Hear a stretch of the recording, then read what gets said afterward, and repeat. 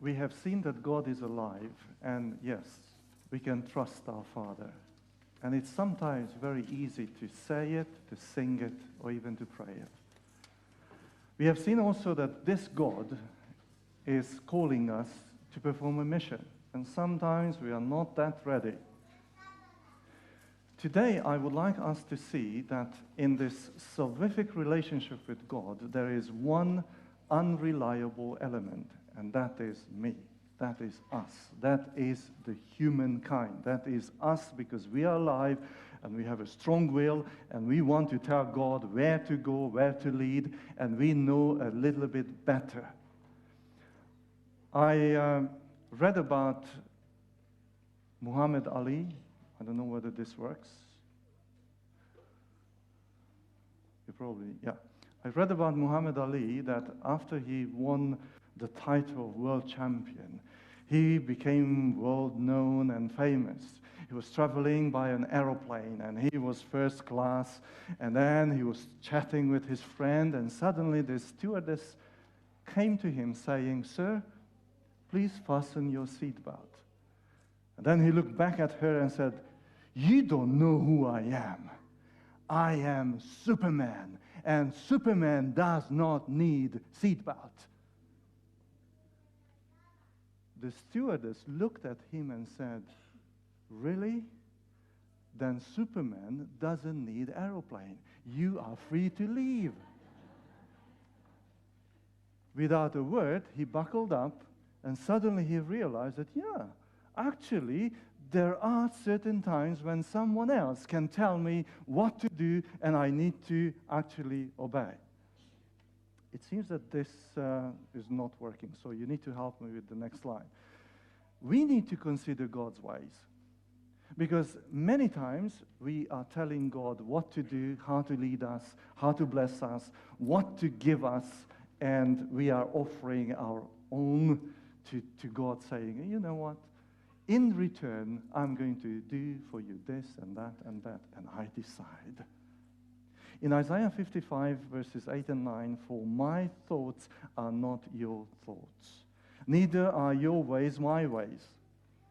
As the heaven, declares the Lord, as the heavens are higher than the earth, so are my ways higher than your ways, and my thoughts than your thoughts." God knows exactly where to lead us and how to lead us. And the unreliable element is when I kick in and say, "You know what, Lord? I might know a better way. I'm going to obey you halfway through, then I'm going to take over and I'm going to let you know what I really want." So I would like us to take a story of an Iraqi migrant who actually met God, and God talked to him saying, "Go from your country, your people, and your father's household to the land I will show you." Imagine Abraham. He lived in Ur in Iraq, so that's the territory of today's Iraq. And he believed that God never talked to people. But this was an exception.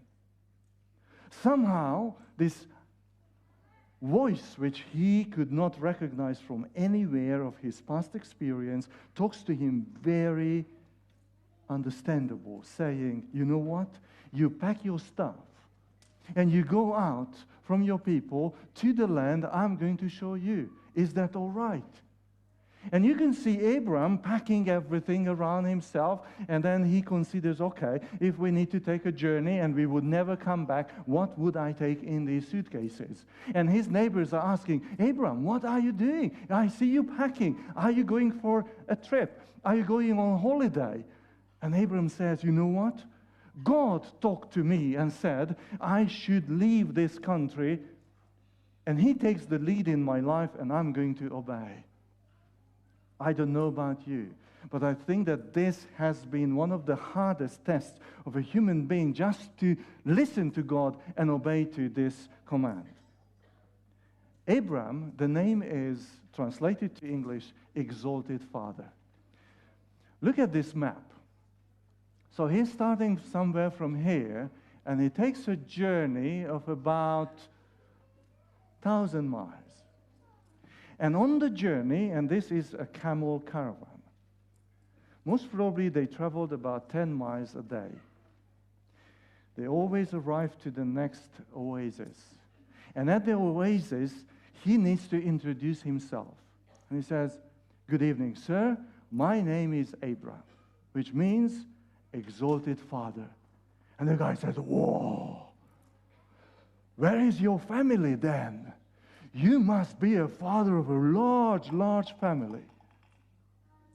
And Abraham answers, "This is my household, but actually I'm with my wife."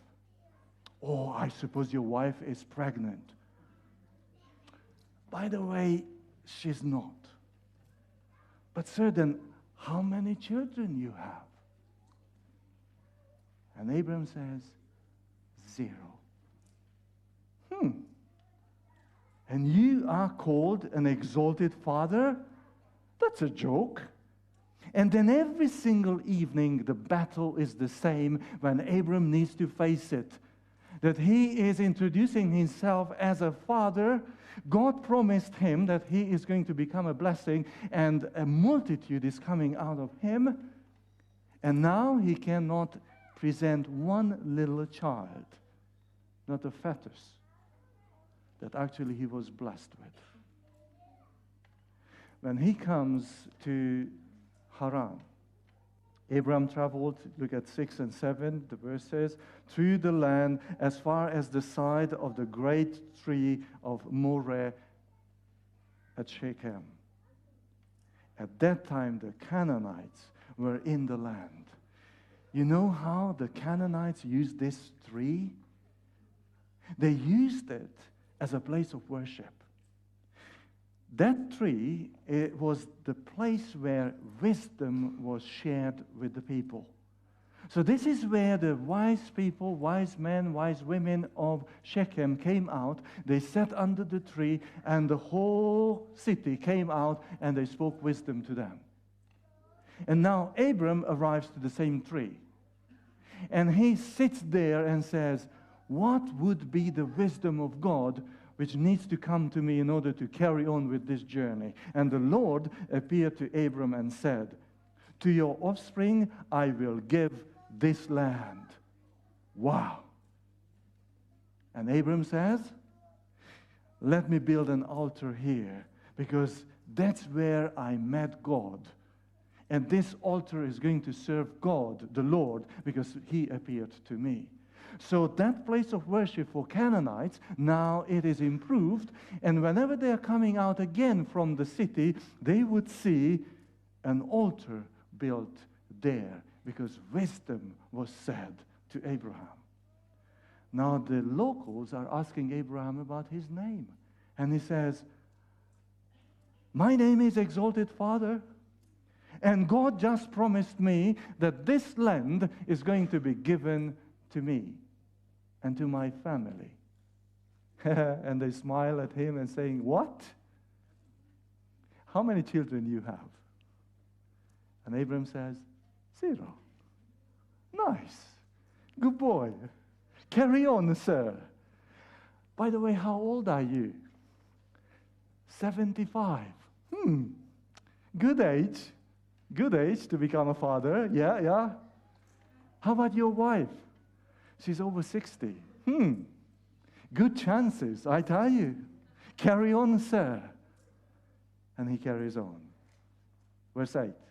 From there he went on toward the hills of east of Bethel and pitched his tent, with Bethel on the west and Ai on the east. There he built an altar to the Lord and called on the name of the Lord. And Abram said to the Lord, you know what? I had enough of bullying. These guys are making fun of me. And I have the impression that you also made fun of me. You promised that you are going to make me a great nation. And look at me. Look at Sarai. We have no children and she's barren. Is this you, God? And then he carries on again. The Lord comforts him and says, one more station, Abram. One more station. And then he arrives to the last stop of his journey. Look at this. Then Abraham set out and continued toward the Negev.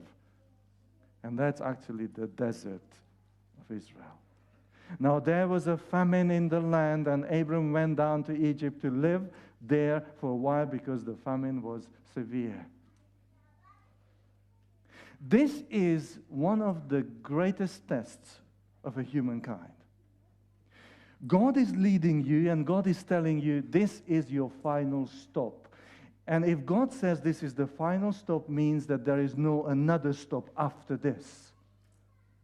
So Abram arrived, and when he looked around, the whole thing looked like a wasteland. And famine was that year. And you don't see Abram talking to God saying, Lord, I want you to appear to me again, and I want to inquire, why did you bring us here, exactly here? Is this a joke that you wanted to show me that this is now the wasteland, and now you are going to guide me to the land which is flowing of honey and milk? When you get into a crisis, your values are tested. I stood at the bedside of many people who were just about to die. And I need to report to you something. In none of the cases,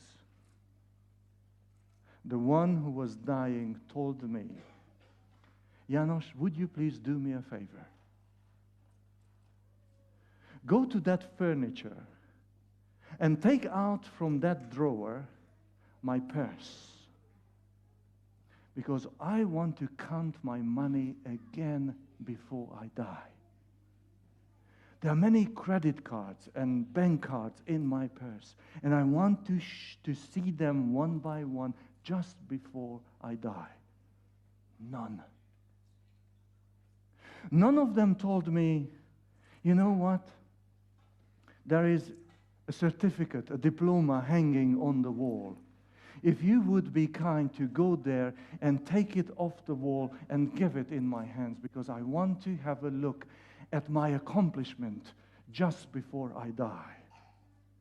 None of them. None of them told me, you know what, I need my iPad or my phone once again for the last time, just to check on my social media how many likes I got during my lifetime. None of them. But almost all of them who could speak asked me to do them a favor to call one of their relatives, someone, a dear friend, to let them know that they were valued dearly.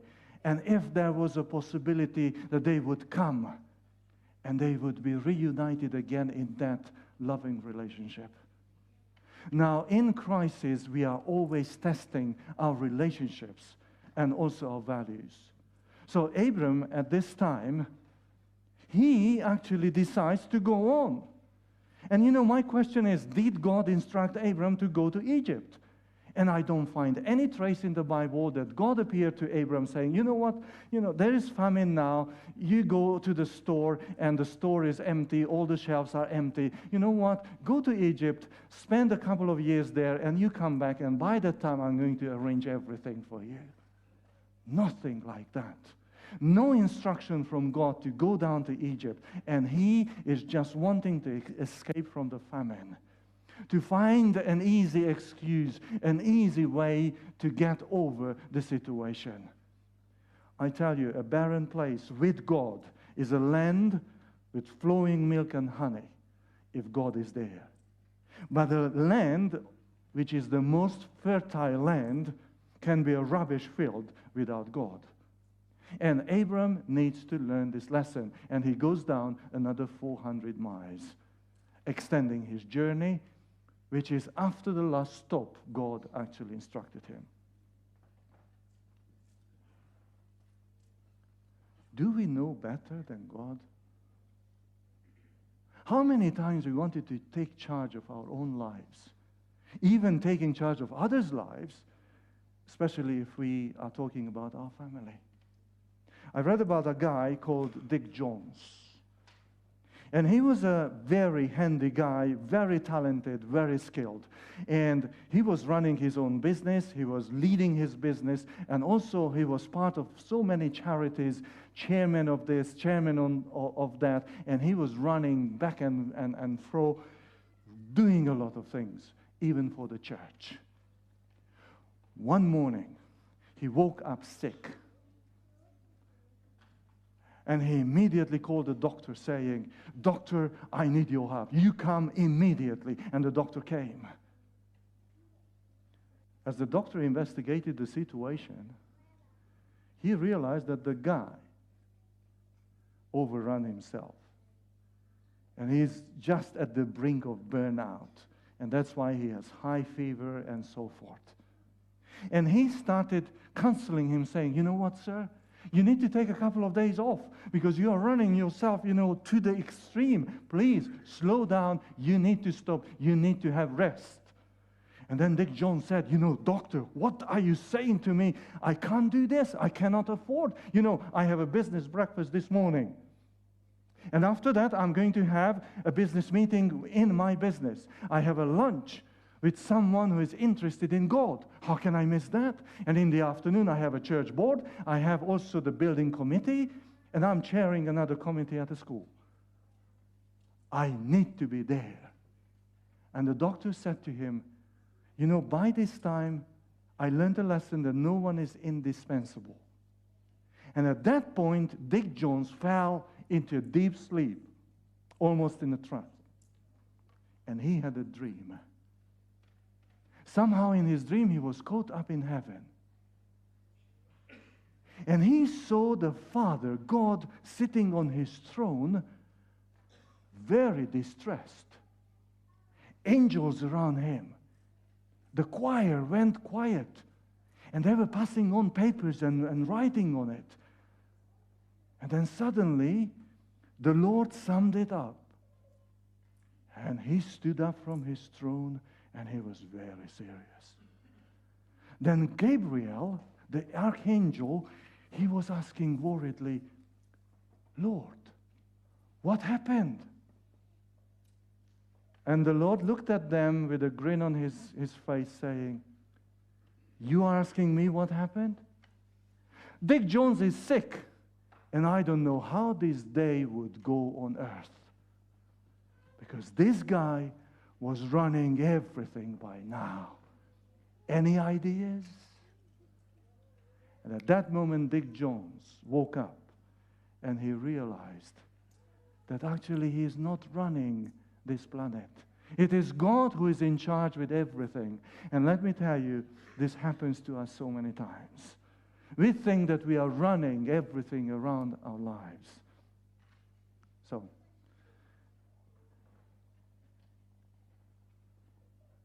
in the story, as Abraham and his family or his household are approaching the Egyptian border, something happens. And let me quote the Talmud. The Talmud records a very interesting story in the Jewish tradition. As they are approaching the Egyptian border, caravans of different salesmen are coming.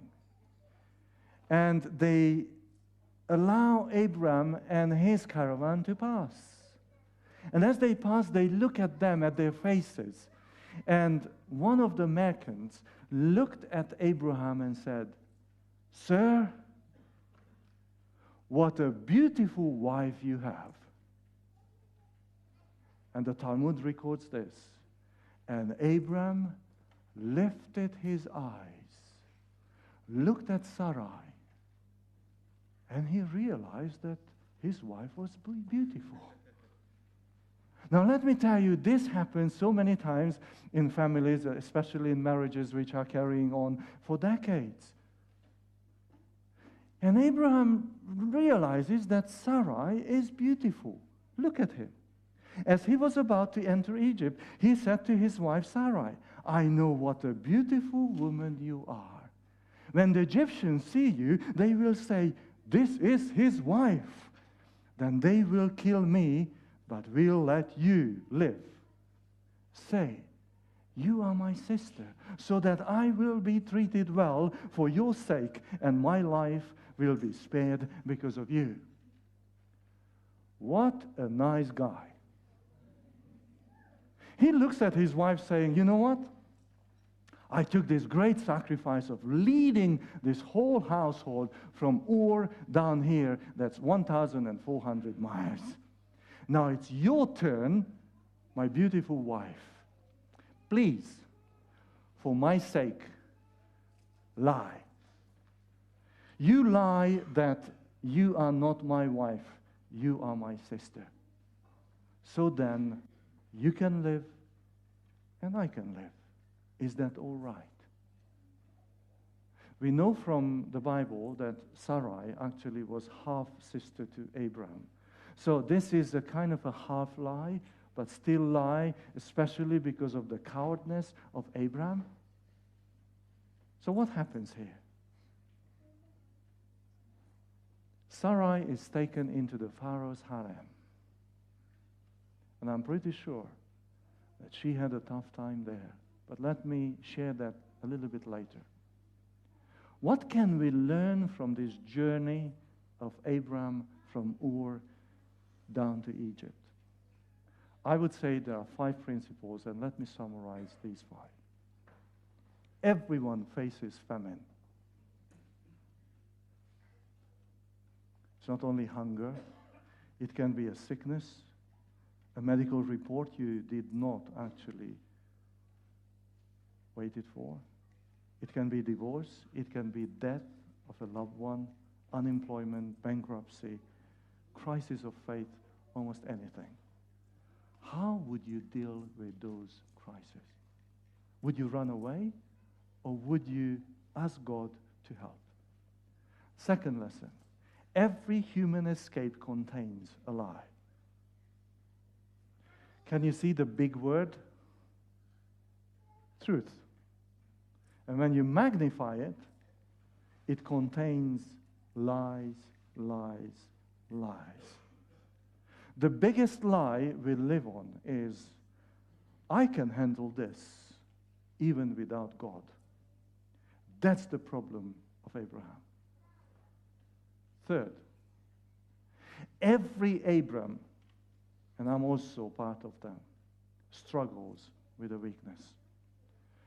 Now, my brothers and sisters, my friends, I want you to know that these things are not happening like this. You wake up in the morning and you say, oh, such a beautiful day to have a spectacular fall today. No. You start the day that you want actually to live a normal life. You want that day to be a blessing. You want that day to somehow be built in your life experience. But these things are happening, and no one is excused by being tempted or by being prone to fall. 1 Corinthians 10:12 says, so if you think you are standing firm, be careful that you don't fall. Why did Abram fall? More religion is not the answer. If you tell me that if Abram built more altars, then he would have been spared from that fall, what happened in Egypt. No.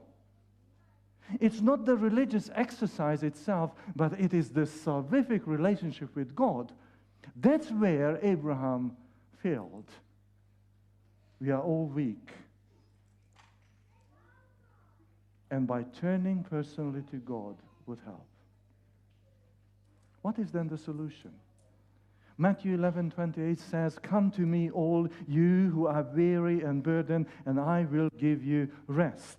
So Jesus says, no, I'm not interested how long have you been a Seventh-day Adventist. I'm not interested how many Bible stories you know. I'm not interested how many minutes or hours you are reading your Bible. I'm not even interested whether you pray 11 days or 365 days a year. No, I'm not interested in your performance. I'm interested in your heart. I'm interested in your brain. I'm interested in your decisions. Two businessmen were traveling on an aeroplane, and suddenly the right-hand side engine just got caught fire, and then the pilot stopped it, and then they flew with one engine. But that engine stopped operating as well. Now, that is when everyone starts somehow praying. And this guy looked at his friend saying, "Are you religious at all?" And he answers, "I'm not at the moment, but in my childhood, I was part of a Sabbath school group." "Did you learn how to pray?" "Yeah, actually, I prayed that time." "Now, my friend, this is the time to pray." And then this guy bowed his head and said, "God, in the past 35 years, I haven't bothered you with my prayer. If you save us now, I promise that in the future, for 35 more years, I will not bother you at all." Now, let me tell you, that's an dishonest prayer. God fulfills his plan through Abraham. If I were God, and I'm so glad that God is not like me. When you study theology, you come across with certain information, and then suddenly it's in front of your eyes, which actually the Bible is not providing you that vividly, that Job was contemporary to Abraham. Look at this, what God says about Job. The Lord said to Satan, "Have you considered my servant Job? There is no one on earth like him. He is blameless and upright, a man who fears God and shuns evil." Now that's the guy. I would have said, Abraham failed, but I have another guy, and he is going to be my representative, and I'm going to make him a great nation. And that's how God would establish a new people to himself. So God does not do that. Sticks with Abraham, works with him. Number 4, every compromise jeopardizes a Sarai. Abraham's self-serving scheme made Sarai the newest addition to Pharaoh's harem. Her husband is not with her, and thank God, the Pharaoh would not touch her for the first 9 months, because they wanted to wait to find out whether she was pregnant or not. But then after that, she is free to be touched. And then the Lord intervenes again and gives sickness upon Pharaoh and upon the whole household of the king. Where is her husband? Can you imagine how Sarai prayed in the harem of Pharaoh? "Oh Lord, I know I have a loving husband who loves himself only." She's suffering, and Abraham is getting richer and richer every single day. The intimate friendship with God is the result of a conscious decision, not just pure chance. We need to knowingly seek the relationship with God. But do you really want it? How much is this relationship worth it? How much would you pay for it? That's really the question. Imagine this, ladies. What would you say if a nice guy would just kneel before you and would ask, "Be my wife"? However, I have some conditions. First, you need to know that I love my mother more than I love you. I have known her for a longer time, so you should understand this. Second, if I get in trouble, I'm not going to ask your counsel because you are too young and unexperienced. I'm going to ask my Father and trust him. Third, I want to reserve my room in my Father's house because they are my family, so I want to spend my time almost all my time with them, not with you. I think that you should understand this. You are such a beautiful girl. Fourthly, something about my money. I want you to know it's mine. You find a job for yourself. You take care of the children. You cook. You do the household stuff. And sometimes I will have a little time with you as well. Would you say yes, please? If yes, I'm going to run to see my mother, and if she approves our wedding, your family are going to bear the costs of our wedding. Would you say yes? How many of the ladies would say yes? I don't see any hands.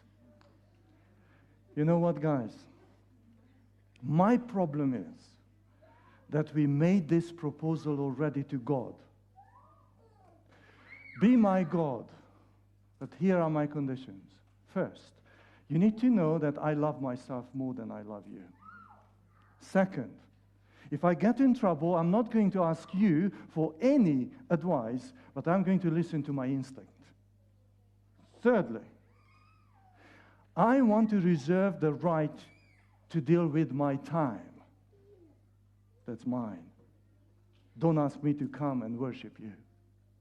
Fourthly, something about my money. It's mine, not yours. Don't ask me to give offering, and don't ask me to give my heart to you.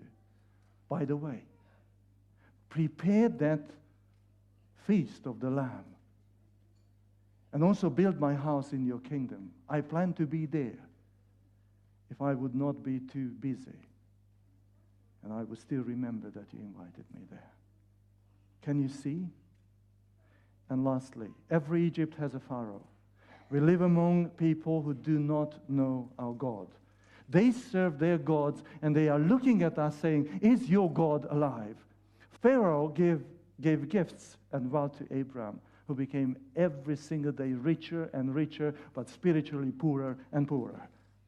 But part of that gift package is a servant too, called Hagar. And you know what I mean. Pharaoh is asking Abraham to come and see him. And look at this question. What have you done to me? Why didn't you tell me she was your wife? Why did you lie to me? Why did you say she is my sister so that I took her to be my wife? Now then, here is your wife. Take her and go. Abram was to be a blessing, and he became more a curse to Egypt than a blessing ever. The question is, have you considered God's ways? Do you want to follow God's ways? For my thoughts are not your thoughts, neither are your ways my ways, declares the Lord. As the heavens are higher than the earth, so are my ways higher than your ways, and my thoughts than your thoughts. Are you a blessing? Linda is driving a bus in San Francisco. She is a single mother. She's a widow for 4 children. She wakes up every morning, 2 o'clock. She's praying that she could be a blessing. There are people who are waiting for bus number 45, and they would climb that bus only if Linda is the driver. She knows every single passenger by name, by situation. And she declares that she's not driving a bus, but she's driving a community to a certain destination. One time, she saw an elderly lady with 2 hand luggage at one of the stations, and she asked, what happened? You seem lost. Oh dear, you know what happened? I wanted to give a surprise to my family for Thanksgiving. I arrived, and the house is closed, so they most probably went for a holiday. So I'm left here stranded. And Linda smiled at her, saying, no, no, no. You are not stranded at all. We used to be 6 in our family for Thanksgiving, but my husband died. You are welcome to come with us and spend Thanksgiving in my house, so we will be 6 again. People in San Francisco were wondering, where should they find the kingdom of God in that city? And someone said, it's bus number 45, driven by Linda. Where is God's kingdom here around Newbold? I wish people would say, go there. People in that institution, people in those churches, that's where God's kingdom is. And also during the week, where they live and work, humankind is alive and sometimes interferes with God's plan. Don't do that. Come on your knees and tell God, take the lead and make me a blessing to everyone. Amen.